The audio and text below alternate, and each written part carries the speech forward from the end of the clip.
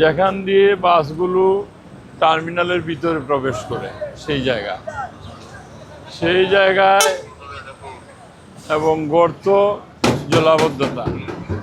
এখন আপনারা যারা আমার কথা শুনছেন তারা হয়তো বলতে পারেন যে আপনি সিটির প্রশাসক, আপনি গর্ত দেখান কি কেন, আপনি তো গর্ত ভরাট করবেন। এখন কিছু কিছু সীমাবদ্ধতাও আমাদের থাকে। এই সীমাবদ্ধতা হইল, আমি যে রাস্তায় দাঁড়িয়ে আছি এই রাস্তা হুমায়ুন রশিদ চত্বর থেকে শুরু করে মেহেদীবাগ হয়ে কুমারপাড়া হয়ে এয়ারপোর্ট পর্যন্ত এই রাস্তার মালিকানা সড়ক ও জনপথ বিভাগ। আমরা বারংবার চেষ্টা করেছি, যেহেতু সিটির মধ্যে এই রাস্তাটি সিটি কর্পোরেশনকে যদি হস্তান্তর করে, তাহলে আমরা অন্য অন্য রাস্তা যেভাবে মেনটেন করি ঠিক সেই রাস্তাটাও অনুরূপভাবে মেনটেন করব। কিন্তু অজ্ঞাত কারণে সড়ক ও জনপথ বিভাগ এই রাস্তাটি আমাদের কাছে হস্তান্তর করে না। পাশাপাশি মেরামতের বিষয়টি যখন আসে তখন তাদের ডিস্ট্রিক্টে নিয়ে আসলে তারা খুব একটা কর্ণপাত করে না। এখন বর্তমান গণতান্ত্রিক সরকার, তারেক রহমানের নেতৃত্বাধীন সরকার, এই জনগণ ভোট দিয়েছে। এই সরকার কে রাস্তার মালিক, কোন বিভাগ, সেইটা দেখতে চায় না। মানুষ চায় যে শহর পরিষ্কার হবে, রাস্তাঘাট সুন্দর হবে, জলাবদ্ধতা হবে না।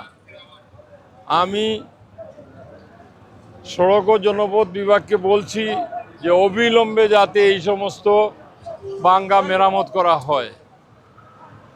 আর বর্তমানে যেই পরিস্থিতি হয়েছে, এই পরিস্থিতির সাময়িক আমি সমাধান আমার প্রকৌশল বিভাগকে নির্দেশ দিয়েছি, যাতে এই গর্ত বা যে গাড়ি চলাচলের উপযোগী করে দিতে, যাতে এখান থেকে পুরো বাংলাদেশের কেন্দ্রীয় বাস টার্মিনাল সিলেটের গাড়ি চলাচল করে। তো আশা রাখি এখানে আমার সাথে পরিবহন মালিক এবং শ্রমিক নেতৃবৃন্দরা উপস্থিত আছেন। আমরা আজকে থেকেই এটার কাজ শুরু করব, অন্তত গর্ত নির্মূলের জন্য। কিন্তু সড়ক ও জনপথ বিভাগ দায়িত্বশীলদের সাথে গতকালকেও আমি কথা বলেছি, তাদের কোনো উদ্যোগী ভূমিকা আমি দেখি নাই।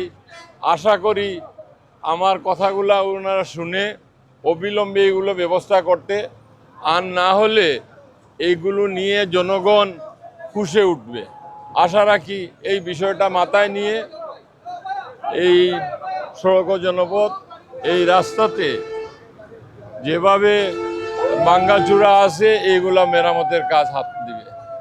এখন সাময়িক চলাচলের জন্য আমি সিটি কর্পোরেশন থেকে এই মেরামতগুলো আমি করে দিব। আমি আশা রাখি পরিবহনের মানুষ যারাই আছেন, আপনাদের সুবিধার্থে এবং নাগরিকদের সুবিধার্থে এই কাজটুকু করব।